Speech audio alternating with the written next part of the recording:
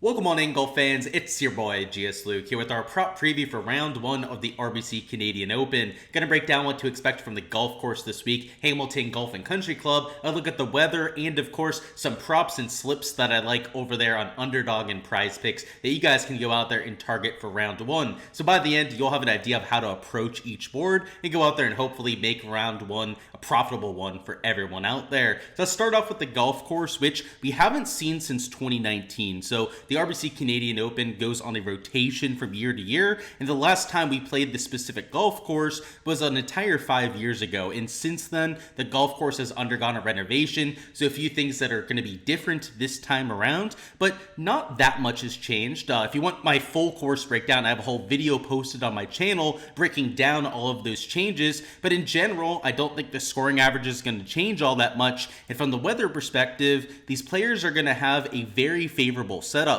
So for a few reasons for that. So first of all, if we go over here to Thursday and take a look at the weather, you'll see that the winds are relatively calm all day. And then more importantly, the area has gotten over 2 inches of rain here to start the week. So it's an extremely soft golf course, one that'll be waterlogged out there for round one. In fact, I would be surprised if there wasn't lift clean in place. So there should be that added advantage for players, right? To be able to get the hand on the ball, set up all of those perfect lies. And then when you give them perfect conditions in terms of wind, they're going to go out there and take the play slow. Now, the one added caveat is that early on Thursday, the temperatures are going to be really low. So you can see it starts at about 43 to 45 degrees Fahrenheit.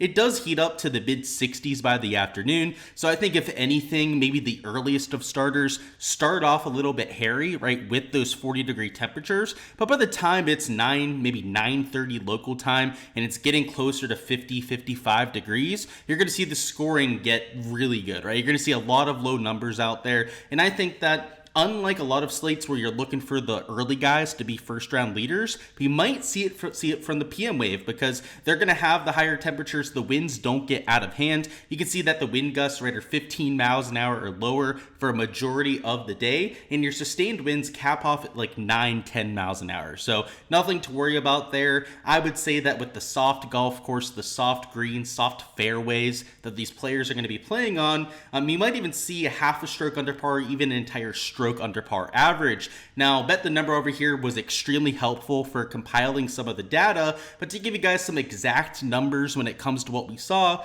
in 2019, it played about a half a stroke under. So considering that round one looks pretty calm, also soft conditions, I think it's safe to say that it'll play at least half a stroke under, if not closer to an entire stroke under par. So obviously a lot of unknown with the new golf course, but based on the conditions, based on the weather that we have for tomorrow, I think that's pretty safe to say. Your birdie average should improve if that's the case. I think getting closer to perhaps around 3.75 per round. Your bogey average might go down a little bit, right? Improve in terms of scoring. So I wouldn't be surprised if that was closer to 2.6 per round. Your fairways hit, I think, is going to go up significantly with the soft fairways out there, the lack of rollout that we're likely to see. So that might be like 8.2 to 8.5 per round. And then from your greens regulation, I think that that's also going to increase. That'll probably be around 12 per round, I would imagine. That's what I'm projecting for out there on Thursday. But keep in mind that a lot could change, right? There was that renovation that happened just after this event in 2019.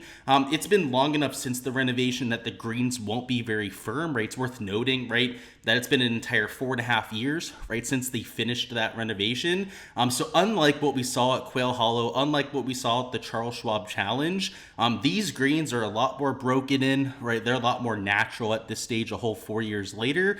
So they are going to play soft. So your fairway average, your green average are going to be extremely high, and that's why I think the scoring is going to be so much better this time around. So with that being said, a few props that we're going to take over here on Underdog and on Prize Picks. So if you're playing a pick six, you can use a lot of this thought process, right, and kind of apply that to what you're going to do over there in pick six. But unfortunately, I can't play that site myself. But if you do want my full take on that, all the slips that I'm entering on Prize Picks and Underdog, all this course research that, of course, I use in the videos here, well, make sure to check out the Patreon page. I'll be posting a lot of that over there. But for the underdog side, first prop we're going to take is an under on Sam Burns strokes. So if I'm expecting the scoring average to be between a half stroke, maybe an entire stroke under par, well, that's going to put the field scoring average between 69 and 69 and a half strokes. Somebody like Sam Burns, I project to gain about a stroke and a half per round in this kind of field. And even if that's only a half a stroke under par scoring average, that puts him at about 68 strokes. And with that's upside right down to 67 and a half, which could be an entire stroke discrepancy. And considering that I bet Sam Burns outright, his length, also his prowess with his shorter irons, really can go handy at this kind of golf course, right? Like normally the courses where off the tee distance is rewarded, a lot of times they're longer irons are what you're looking for. Sam Burns has a really unique skill set where he's long off the tee, he's an elite power player, but also really solid from 125 yards and in. So it's kind of rare that he can get a golf course where being powerful has an advantage like you get this week. It's not a long golf course here, but there are a lot of corners, there are a lot of sand bunkers that you can take out of play if you're a bomber like Sam Burns. So he's going to be taking advantage of that and setting up 100 to 120 yard shots into greens where that's his absolute wheelhouse. So I like him in general this week. If you've watched other pieces of content that I put out, you probably know that I'm high on his chances. So I don't want to, jinx him too much here by getting too much exposure. But at 68 and a half strokes where he's juiced towards the under, he's at least minus 130 juice for the under on pretty much every sports book that has odds out there. I'll take that on this DFS format, right? We're not eating that juice, right? The implied edge is between minus 130 odds and I think minus 150 odds depending on the kind of slip that you're entering. But either way, I think that he definitely projects better than the average. And though he's an AMT time, I actually slightly prefer the PM guys. He has the power to overcome, right, the slightly colder temperatures. The reason why you kind of worry about the temperature is that when it's warmer, the ball tends to travel its normal distance.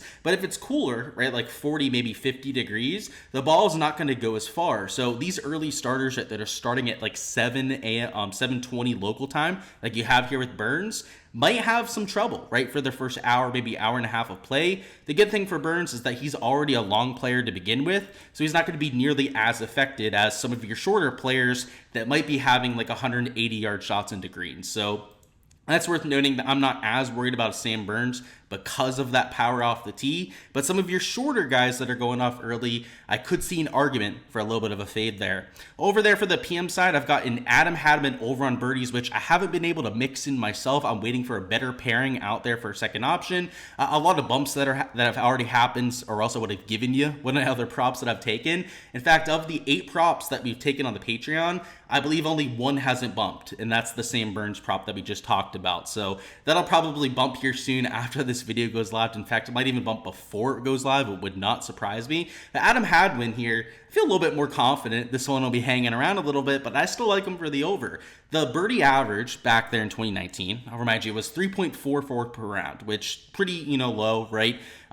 It's not as low as some of the harder golf courses out there, right? Still played under par, still a relatively straightforward golf course, but with soft conditions, ball in hand, I mean, this could be close to 4 per round, and I wouldn't be surprised. I have it more conservatively at 3.75 per round, and if that's the case, a player like Hadwin, who sneakily is a top 30 player in birdie percentage this year, obviously projects well over that mark, right? In fact, he projects for nearly a birdie more than the average. More conservatively, I'll put him at closer to 4.5 birdies, but a lot of your top tier birdie makers, and there are a few over there on Prize Picks, one of which we're going to talk about here in a few minutes, that also fit the same sort of description, right? They're players that are projected at or even slightly below what I think the round 1 birdie average is going to be, and in players that are top 30, sometimes even top 20 out there in birdie or batter percentage. So Hadwin, the local, right? He's from Canada, so he's going to have a lot of pressure, maybe a lot of incentive to go out there and play well this kind of week, but more so worried about the fact that he's a top 30 birdie maker in the PGA Tour, projected at 3.5 birdies, where once again, I think the field average might be close to 3.75 per round. So maybe these sites haven't accounted for the weather. They've gone close to 2 inches of rain this week, which is going to make this course soft. It's going to make it play a little bit longer for sure. But from the birdie perspective, you're going to be able to throw darts out there. And I think you're going to see guys go out there and take this place low. In all week, right? The winds are going to be low pretty much the entire golf tournament. In fact, tomorrow afternoon, it's about as windy as it's going to get the entire week. So these guys are going to go low. Rory got to minus 22 back there in 2019. I would expect something similar from the winner out there in 2024. And then for prize picks, so I like the Hadman over, right? Same burns under over here on Underdog. Over here on the prize pick side, a little bit of a different slip, and this one actually pays 3x, which is nice considering that normally 2 overs, right, wouldn't pay the full 3x payout. But it's an over on fairways hit for Nick Taylor, who is a top 100 player in accuracy pretty much every year has been on tour. But in terms of distance from center of fairway, which is essentially how accurate you're going to be even when you're hitting fairways, he's a top 10 player in the PGA Tour. So I think has upside to maybe improve on driving accuracy, which perhaps it's a little bit of variance, some intermediates that he's hitting that are giving him the lower fairway hit numbers. But he's still a higher than average player when it comes to his driving accuracy. So it's not like he's poor in that category, just maybe could improve a little bit, right? Get to that top 10 like he is in terms of distance from center of fairway. But 7.5 fairways, that's essentially the average, right? From back there in 2019. So average in 2019 was 7.71 per round. If this is going to be that soft golf course, I'm projecting for closer to 8, maybe even like 8.2 fairways per round. Somebody like Nick Taylor, who's an above average fairway percentage guy, projects for closer to 9, maybe even 9.5 fairways per round. You can say that about a few other players on this board. In fact, there are multiple guys for overs on fairways that I'm going to be taking for round 1, but also for the birdie mark, where, again, I think the average is going to be over 3.5 per round. Somebody like Mark Hubbard, who, by the way, if you haven't been tracking this, is a top 20 birdie maker out here at the PGA Tour this year. Also a player that really fits the shorter kind of golf courses. I'll take for an over at 3.5. He's going to have those dartboards for greens. AM wave, though it's going to be a little bit colder, is completely calm when it comes to the weather. You give these guys soft conditions, perhaps even ball in hand. You give them no wind to play in. They're going to go out there and score. They're going to go out there, be aggressive, try and make birdies in bunches. And for somebody that's been a top 25 birdie maker on tour this year, in this field is a top 10 birdie maker in the field. In fact, I think he's even top 7 in the category. Then why wouldn't we take his over right there at 3.5 birdies? So they've got that mixed with Nick Taylor, which surprisingly, like I said, pays a full 3x. Normally this would be 2.75x on Prize Picks. I guess they changed something with the payouts over here. So a good little change that actually benefits us from the betting side of things, and 2 props that I think have a ton of value on them. So that gives you a little taste of what I'm doing over there in Prize Picks. Of course, Underdog, I give you some exposure there as well. But for all the exposure that I'm getting to this week, whether it's for round 1, rounds 2 through 4, make sure to check out my Patreon page. There's a link down in the description of the video. On there, I'm posting all my plays, all my research out there for each round, and giving you guys not only my exposure to go out there and tail if you'd like to, but also all the reasoning behind my plays. So it's not just like a couple words that I go out there and put with a play. It's oftentimes full paragraph explanations for why I like specific plays, because there can always be leans out there, right? Course conditions are something that you can exploit for golf. It's about pairing those along with statistically sound players to go out there that really makes a difference, right? They'll take you from making just a little bit of ROI event to the kind of ROI that we've had over there in the Patreon. It's been over a 50 unit month, and we're only about 3 weeks in. In general for the year, it's well over 100 units that we have for the year. So if you're looking to get in on that, right, get a perspective of a bettor that's generating that kind of ROI, make sure to check it out, right? The bumps are crazy, right? Obviously, these plays here might move because of a lot of the action that comes behind my plays, but I try to do my best to bring you guys this content. But fortunately for you, the best place to get that, right, to make sure you can beat the bumps is on the Patreon page. So make sure to check that out. And even if you're on the Patreon, I'll say that there are going to be plays that you miss because of how many bumps are out there. So, but if you want your best chance at it, this is definitely the spot to get to, and to go out there and support your boy here in the channel. But that's all I've got, guys. Best of luck with all of your analysis. Our friends over here at Bet the Number were the ones that gave us all the stat averages. Super clutch to have those from back there in 2019. So thanks to them. Of course, you can check them out in the link in the description of the video as well. Code Gsluke for any discount on that end. And go out there, smash your props out there for round 1, make your boy proud out there with your exposure, and let's go out there and have ourselves a slate.